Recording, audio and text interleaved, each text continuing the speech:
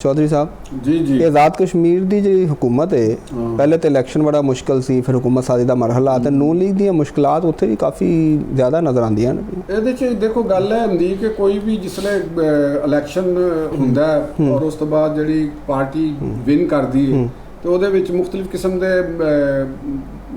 Candidates ਹੁੰਦੇ ਨੇ ਤੇ ਐਨਜੀ ਮੁਸਲਿਮ ਲੀਗ ਨੂਨ ਨੇ ਜਿਹੜਾ ਇਲੈਕਸ਼ਨ ਲੜਿਆ ਔਰ ਉਹਨਾਂ ਦੇ ਜਿਹੜੇ ਲੋਕ ਜਿੱਤੇ ਨੇ ਉਹਨਾਂ ਦੇ ਵਿੱਚ वजारत उज़मा के कैंडीडेट तो कई सन साबिक वज़ीर आज़म सन राजा फारूक भी अपने आप ज़ाहिर है एक और पावरफुल शख्सियत ने आज़ाद कश्मीर की सियासत फिर उन्होंने जड़ा स्पीकर के इलैक्शन जो पोलिंग हुई उत्थे तो उस तो बाद जो साबिक अज स्पीकर ने चौधरी लतीफ़ अकबर साहब तो उन्होंने हक दे जिस तरह की जज्बाती तकरीर की और उन्होंने जिस तरह अज़ार यकजहती किया तो फिर उन्होंने लैके तो नाल खुद बाहर छड्डन तक आए तो उतों भी इतों एक उन्होंने एक दसिया मैसेज दिता सारे प्यार का एक मुहब्बत का तो मैं एक ऐसा करैक्टर है यानी एक मैसेज दिता कि मेरा अपोजिशन के नाल भी तो उन्होंने बड़ा प्यार मुहब्बत का पोलीटिकल रिलेशनशिप है तो नो डाउट वो भी एक उम्मीदवार तो होंगे और उस तो बाद जी अज तक रवायत चली आई है वो यो ही रही है कि मुस्लिम लीग होवे या दूसरिया पार्टियां उन्होंने प्रेजिडेंट जोड़े होंगे ने वो ही बनते हैं तो ये शाह गुलाम कादर साहब का नाम निकल रहा सी उन्होंने गल भी बहुत अरसे तो जारी सी कि वो कैंडीडेट दे प्राइम मिनिस्टर के कैंडीडेट ने और नो डाउट ही was a strong candidate for prime ministership लेकिन उस दौरान भी जो इफ्तिखार गिलानी साहब का भी नाम आ रहा है। साहब इस वक्त सवाल तो क्या है ना कि कैंडीडेट्स जोड़े ने वो जिते ने और मेरा ख्याल है वाहिद अगर वज़ीर आज़म बन जाते हैं तो वाहिद वज़ीर आज़म होंगे आज़ाद कश्मीर के जोड़े बराह रास्त इलैक्शन लड़के नहीं आ रहे क्योंकि वो टैक्नोक्रेट की सीट पर आ रहे हैं। हाँ वो देखो गल है कि मैं असी गल कर रहा सी जेड़ा कि उन्होंने फिलहाल मुश्किलात ने यह जी गल तुसीं कीती है वो एक कॉन्स्टिट्यूशनल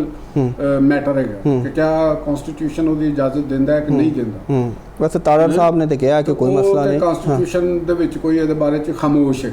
यानी उहदे च इजाजत नहीं गी लेकिन उहदे च खामोश उहदे च ते इजाजत ने असैंबली दा मैंबर असैंबली दा मैंबर है ते मे भी उथे कोई कल नूं सुप्रीम कोर्ट आज़ाद कश्मीर च चला जाए अपनी लैके कि जो क्योंकि डायरैक्टली नहीं है इलैक्टेड तो हूँ इन्होंने तुसीं ना कॉन्स्टिट्यूशन की वजाहत करो इस बारे ठीक है ये जरूर मैनू लगता कि होएगा। हुण सवाल है कि इन्ने वो कैंडीडेट्स ने हुण दूसरी तरफ असीं देखने कि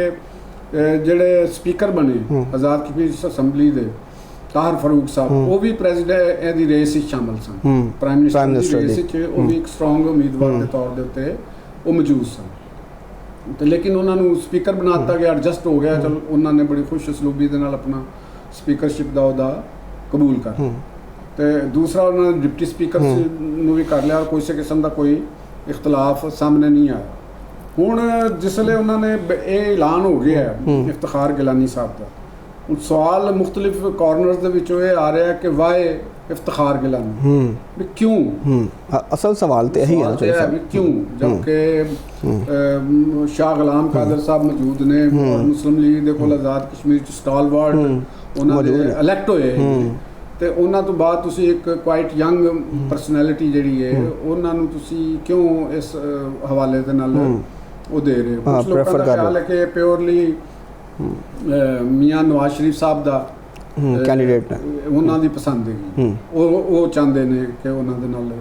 गल की जाए तो उन्होंने शायद उन्होंने कोई कमिटमेंट भी की होगी किसी वक्त दे विच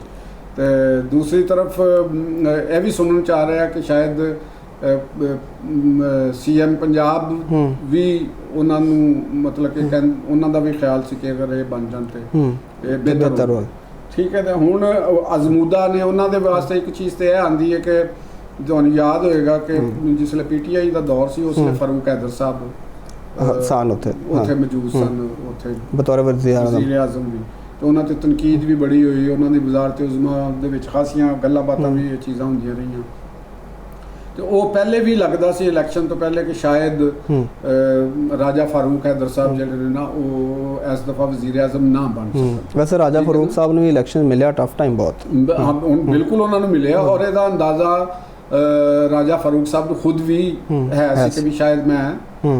ਇਸ ਦਫਾ ਪ੍ਰਾਈਮ ਮਿਨਿਸਟਰ ਨਾ ਬਣ ਸਕਾਂ, ਤੇ ਲੇਕਿਨ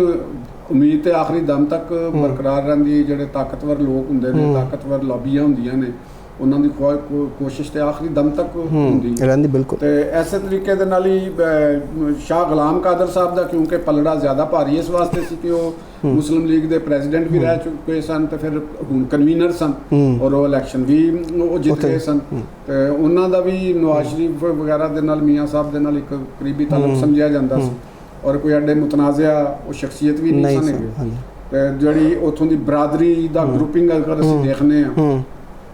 ਇਸ ਆਜ਼ਾਦ ਕਸ਼ਮੀਰ ਦੇ ਅੰਦਰ, ਜਿਹੜੀ ਬਰਾਦਰੀ ਆ ਮੇਨ ਵੱਡੀਆਂ ਤਿੰਨ, ਸਭ ਤੋਂ ਵੱਡੀ ਬਰਾਦਰੀ ਉੱਥੇ ਗੁੱਜਰ ਬਰਾਦਰੀ, ਠੀਕ ਹੋ ਗਿਆ ਜੀ। ਉਹਨਾਂ ਦੇ ਬਾਅਦ ਫਿਰ ਆਉਂਦੀ ਹੈ ਸੁਦਨ ਬਰਾਦਰੀ, ਜਿਹਨਾਂ ਦੇ ਅਕਸਰੀਅਤ ਜਿਹੜੀ ਸੁਦਨ ਬਰਾਦਰੀ ਉਹ ਪੁੰਛ ਵਗੈਰਾ ਦੇ ਨਾਲ ਤੇ ਰਾਵਲਾਕੋਟ ਦੇ ਨਾਲ ਤਾਲੁਕ ਰੱਖਦੀ ਹੈ। ਦੂਸਰੇ ਨੇ ਰਾਜਾ ਬਰਾਦਰੀ, ਰਾਜਪੂਤ ਕਹਿ ਲਓ ਜਾਂ ਜੋ ਵੀ ਇਹਨਾਂ ਦਾ ਨਾਮ ਤੁਸੀਂ ਆਪਣੇ ਆਪ ਨੂੰ ਰੱਖ ਲਓ। ਤੇ ਇਹਨਾਂ ਦੇ ਦਰਮਿਆਨ ਇੱਕ ਹਮੇਸ਼ਾ ਤੋਂ ਚਪਕਲਿਸ਼ ਰਹੀ ਹੈ, ਤੇ ਇਹਨਾਂ ਨੂੰ ਮੁਤਮਈਨ ਕਰਨ ਵਾਸਤੇ ਸ਼ਾਇਦ ਇਹ ਵੀ ਬਿਹਤਰ ਹੋ ਕੇ ਇੱਕ ਦੂਸਰਾ ਬੰਦਾ ਲੈ ਲਿੱਤਾ ਜਾਵੇ ਜਿਹਦਾ ਕਿਸੇ ਵੱਡੀ ਬਰਾਦਰੀ ਨਾਲ ਤਾਲੁਕ ਨਾ ਹੋਵੇ ਤੇ ਉਹ ਸਾਰਿਆਂ ਨੂੰ ਕਾਬਲੇ ਕਬੂਲ ਹੋਵੇ, ਤੇ ਉਹ ਲੈ ਲਿੱਤਾ। ਇੱਕ ਤੇ ਰੀਜ਼ਨ ਇਹ ਵੀ ਸੀ। ਤੇ ਮੇਰਾ ਖਿਆਲ ਹੈ ਗਿਲਾਨੀ ਸਾਹਿਬ ਦੇ ਉੱਤੇ ਵੀ ਕੋਈ ਐਡਾ ਵੱਡਾ ਅਕਸਰੀਅਤ ਵਿੱਚ ਮੈਨੂੰ ਨਹੀਂ ਲੱਗਦਾ ਕਿ ਕੋਈ ਇਖਤਲਾਫ ਹੋਏਗਾ। ਸ਼ਾਹ ਗੁਲਾਮ ਕਾਦਰ ਸਾਹਿਬ ਕਿਉਂਕਿ ਖੁਦ ਕੈਂਡੀਡੇਟ ਨੇ, ਔਰ ਜਿਹੜੇ ਨੇ ਰਾਜਾ ਫਾਰੂਕ ਹੈਦਰ ਸਾਹਿਬ ਵੀ ਖੁਦ ਕੈਂਡੀਡੇਟ ਨੇ, ਉਹਨਾਂ ਦੀ ਆਪਣੀ ਰਿਜ਼ਰਵੇਸ਼ਨ ਜ਼ਰੂਰ ਹੋ ਸਕਦੀਆਂ ਨੇ। ਕੱਲ ਫੈਸਲਾ ਹੋ ਜਾਏਗਾ ਸਹੀ, ਤੇ ਮੇਰਾ ਖਿਆਲ ਤਾਂ ਇਹੋ ਹੀ ਹੈਗਾ ਕਿ ਫੈਸਲਾ ਉਹੀ ਮੰਨਿਆ ਜਾਏਗਾ ਔਰ ਉਹਦੇ ਤੇ ਕਰ ਲਿੱਤਾ ਜਾਏਗਾ ਜਿਹਦੇ 'ਚ